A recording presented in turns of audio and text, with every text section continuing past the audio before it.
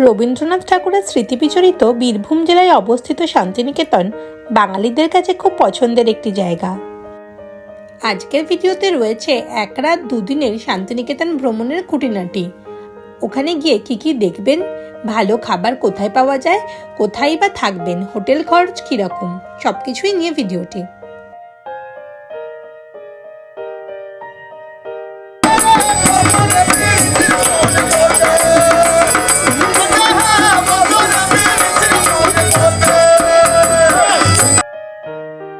প্রথমেই জেনে নেব কিভাবে যাবেন শান্তিনিকেতন।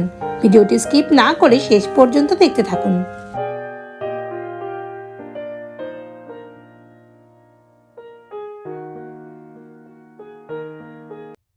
ট্রেনে করে যেতে হলে হাওড়া থেকে রয়েছে গণদেবতা এক্সপ্রেস, সকাল 6:05 9:30 নাগাদ পৌঁছে দেয়। এছাড়াও রয়েছে কাঞ্চনজঙ্ঘা এক্সপ্রেস। হাওড়া থেকে বোলপুর পর্যন্ত ভাড়া পড়বে 95 টাকা। এছাড়াও আরও বেশ কিছু ট্রেন রয়েছে। আমরা কলকাতা থেকে যাচ্ছি বাই রোড। শান্তিনিকেতনের সবথেকে বর্ণময় অনুষ্ঠান হলো বসন্ত উৎসব। প্রতি বছর দোল পূর্ণিমায় অনুষ্ঠিত হয়। রাস্তায় বেশ কিছু জায়গায় কাজ হচ্ছে, তো রাস্তার কন্ডিশন মোটামুটি, আর আজকে তো ট্রাফিকও প্রচণ্ড রয়েছে। আমরা এখন অজয় নদী পেরোচ্ছি। এখান থেকে আর 15 মিনিট মতো দেখাচ্ছে আমাদের রিসর্ট। আমরা এবার গিয়ে থাকবো হোটেল রাঙামাটিতে। Phone number 9474309784। চলুন আমাদের রিসর্টটা ঘুরে দেখাই।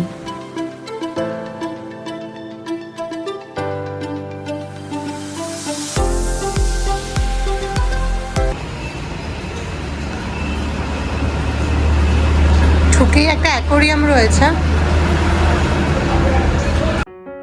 আমি আরো বেশ কিছু রিসর্টের ফোন নাম্বার স্ক্রিনে দিয়ে রাখলাম।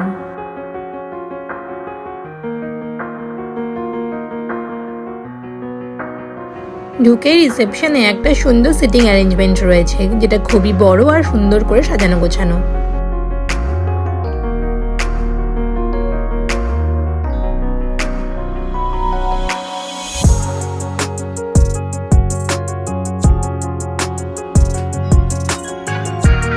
চলুন আমাদের রুমটা দেখিয়ে দিয়ে। আমরা নিয়েছিলাম এসি রুম। এসি রুমের ভাড়া 1500 টাকা, নন এসি রুমের ভাড়া 1000 টাকা। তবে একটা ব্যাপার, শনি রোববার কিন্তু ভাড়াটা একটু বেশি থাকে অন্যান্য দিনের তুলনায়। সাথে আছে side table.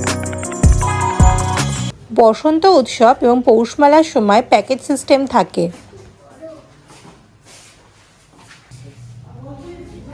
TV unit, table, mirror, বলো রয়েছে।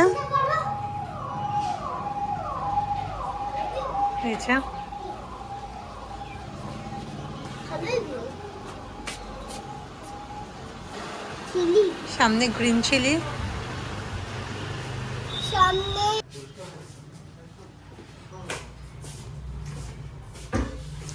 ওয়ার্ড্রপ রয়েছে,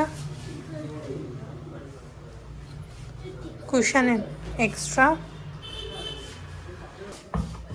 ওয়াশরুম, পরিষ্কার পরিচ্ছন্ন, ওয়াশরুমটা খুব সুন্দর, WC, টয়লেটারিজ দেওয়া রয়েছে এখানে, সাবান, শ্যাম্পু, পেস্ট, ব্রাশ। এটা হলো আমাদের ডাইনিং এরিয়া।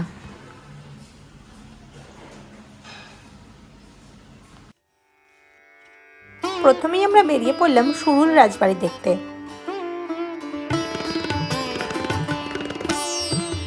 সুরুল রাজবাড়ি স্থানীয়ভাবে বড় বাড়ির নামে পরিচিত। এটাই হলো সরকারদের রাজবাড়ি, যারা বীরভূম জেলার জমিদার ছিলেন। বিশ্বভারতী তৈরির সময় এই সরকারদের ভূমিকা ছিল উল্লেখযোগ্য। এখানকার দুর্গাপুজো, ধর্মরাজ পুজো আর কালী পুজো সরকার বাড়ির ঐতিহ্য বহন করে নিয়ে চলেছে।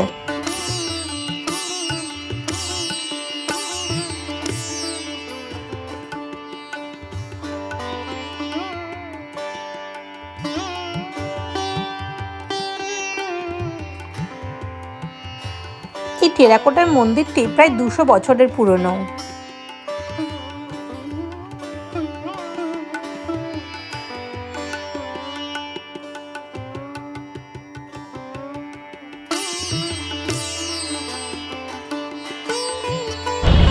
আমরা এখন সোনাঝুরি হাটে যাচ্ছি। এখানে বিশাল পার্কিং, গাড়ি পার্ক করে নিয়েছি। এখান থেকে 1 মিনিট হেঁটেই খোয়াইয়ে সোনাঝুরি বনের মধ্যে হয় সোনাঝুরি হাট, তাই একে খোয়াই হাট বা শনিবারের হাট বা সোনাঝুরি হাটও বলা হয়। রাস্তার ওপর থেকে মোটামুটি দোকানপাট শুরু হয়ে গেছে। এবার আমরা ভেতরে ঢুকবো। এই চুড়িগুলো কত করে দিদি? এগুলো 10 টাকা করে, ছোট বড় সব হবে? দাদা ওই ব্যাগটা কত? হ্যাঁ হ্যাঁ হ্যাঁ, কত দেবো? 150 গ্রামে হবে না?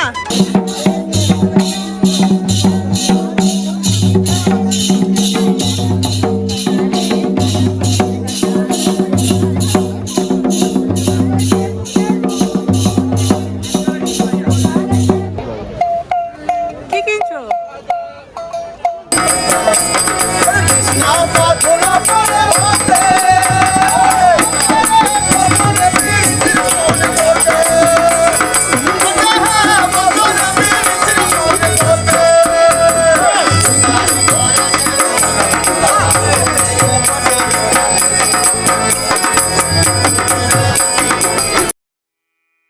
সোনাঝুরি হাট ঘুরতে ঘুরতে বেশ অনেকটা সময় কেটে গেল।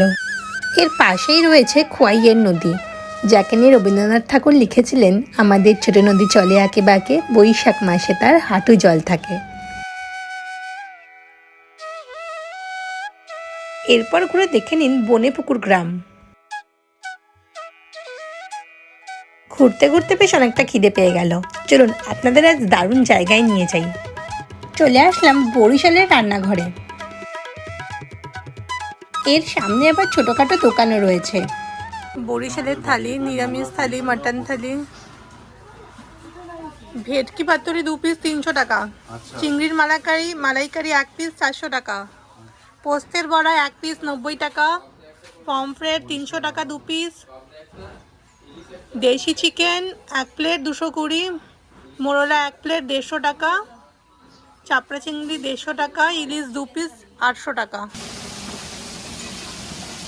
রান্না বান্না হয়েছে।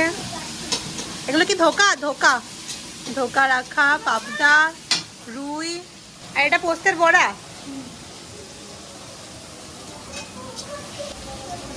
এটা কি হচ্ছে দিদি? 25 শাক ইলিশ মাছের মাথা দিয়ে। 25 শাক ইলিশ মাছের মাথা দিয়ে।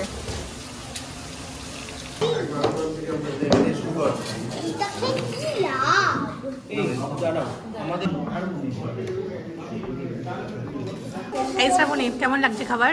খুব সুন্দর খাবার, একদম মনে হচ্ছে বাড়িতেই বসে খাচ্ছি, আলাদা কিছু ফিল, একদম ঘরোয়া, একদম ঘরোয়া। এটা ক্ষীরের 50 টাকা পিস। আমাদের একটা ক্ষীরের পাটিসাপটা দিন আর একটা গুগল পিঠে দিন।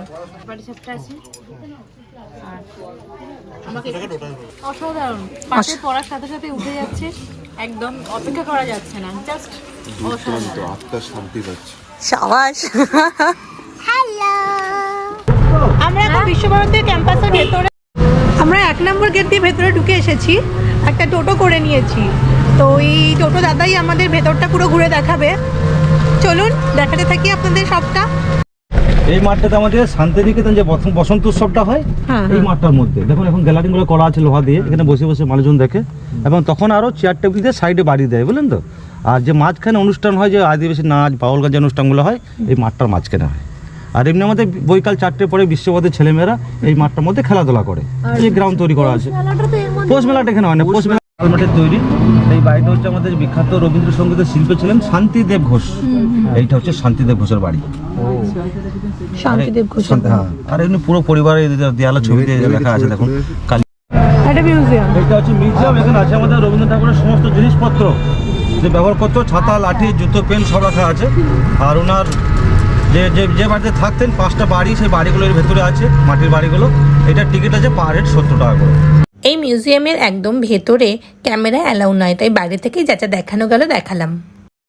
1863 খ্রিস্টাব্দে রবীন্দ্রনাথ ঠাকুরের পিতা মহর্ষি দেবেন্দ্রনাথ ঠাকুর নিবৃত্তে ঈশ্বর চিন্তা ও ধর্মালোচনার উদ্দেশ্যে বোলপুর শহরের উত্তর পশ্চিম অংশে একটি আশ্রম প্রতিষ্ঠা করেন। এই গৃহটির নাম উদয়ন। এটি কবিগুরু রবীন্দ্রনাথ ঠাকুর কিন্তু তৈরি করেননি, তার পুত্রের তৈরি। অসাধারণ।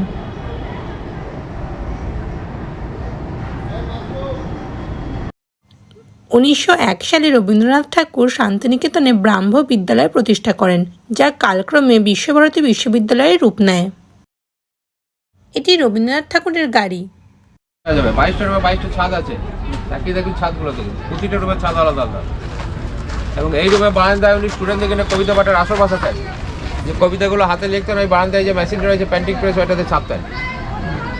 দ্বিতীয় বাড়ি এইদিকে সাদা বাড়িটা উদয়ন, এই বাড়িটার নাম উদয়ন। এই বাড়িটা বানিয়েছিলেন ওনার ছেলে রথীন্দ্রনাথ ঠাকুর, এই বাড়িটাতে বেশি বাস করতেন। তৃতীয় বাড়ি মাটির বাড়ি শ্যামলী, মহাত্মা গান্ধী যখন আসতেন তখন এই বাড়িতে থাকতে ভালোবাসতেন, খুব পছন্দ করতেন। তারপর চতুর্থ বাড়ি পুনশ্চ, পঞ্চম বাড়ি উদিচি, ওই যে লাস্ট বাড়ি উদিচি, ওই উদিচি বাড়িতে বাস করতে করতে 1941 সালে উনি অসুস্থ হয়ে যান, তারপর কলকাতায় গিয়ে মারা যান। উদিচি বাড়িতে বেশি দিন বাস করতে পারেন। শান্তিনিকেতনে যে কোনো সময় যাওয়া যায়, তবে পর্যটকদের কাছে 3টি সময় বিশেষ আকর্ষণীয়: পৌষ মেলা, বসন্ত উৎসব এবং সোনাঝুরির হাট।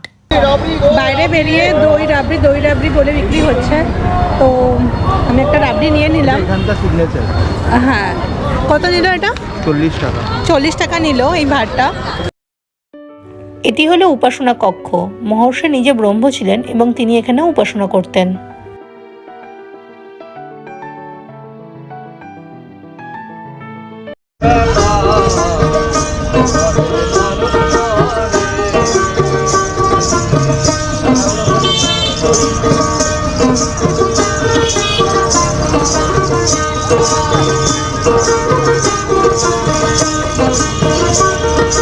একটা বাড়ি আছে সাদা রঙের, এই বাড়িটার নাম হচ্ছে প্রতীচি। যেমন অমর্ত্য সেন, উদিচি আর প্রতীচি। অমর্ত্য সেনের বাড়ি। কৃষি অর্থনৈতিক গবেষণা কেন্দ্র। অমর্ত্য সেন যে আমাদের রিসার্চ করতেন, দেখুন এই যে বাঁ দিকে এই বিল্ডিংটা, এটা ছিল ওনার ডিপার্টমেন্ট। আছে পেছনে একটা বাচ্চা আছে, মাথার মধ্যে একটা ঘটি আছে, খাবারের ঘটি। তো আগেকার দিনে যে আদিবাসীদের যে মাঠে ঘাটে কিভাবে কাজ করতে যাচ্ছে, এটা বানিয়েছে আমাদের বিখ্যাত আর্টিস্ট ভাস্কর রাম কিঙ্কর বেচ। এটা উনি বাংলা সহজ পেটে বিখ্যাত আর্টিস্ট ছিলেন। তো দেখে মনে হচ্ছে মাটির তৈরি, মাটির নয় যে লাল পাথর পড়ে আছে না, ওই লাল পাথর, সিমেন্ট আর আগেকার দিনের চুন সুরবি, এই 4টে জিনিসগুলো তৈরি করা আছে।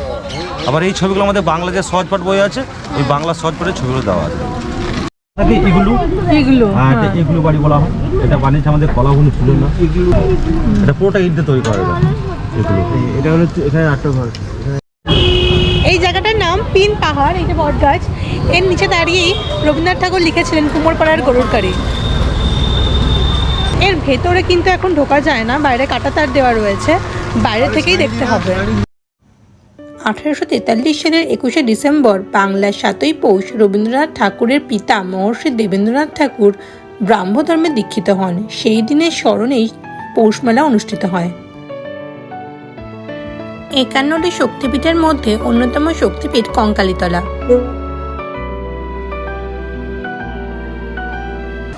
মায়ের যা রূপ, আজও পর্যন্ত কেউ ছবি তুলেনি। মানে ক্যামেরা বের করেছে, মানে মায়ের রূপটা দেখে। 12 বছর পর এরকম দেখা যায়। কবে লাস্ট বেরিয়েছে?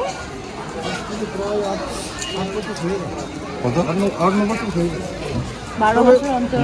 আগে তো প্রকৃতির মতো একটা খালের মতো ছিল, আর এখন কংক্রিট করে সব ঢালাই করে বাঁধিয়ে দিয়েছে। মায়ের কি ইচ্ছা হবে মায়ের জানে। কত আসুন এসে মন্দিরে আমরা 9টা। পুরো মা উঠতেন মানে। আচ্ছা,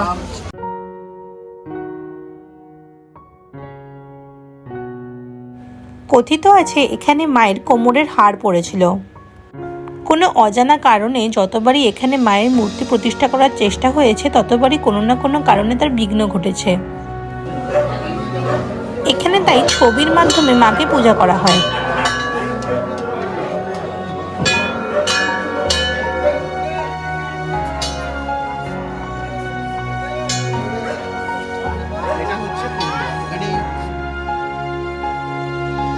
কথিত আছে এই কুণ্ডের জলেই মায়ের অধিষ্ঠান।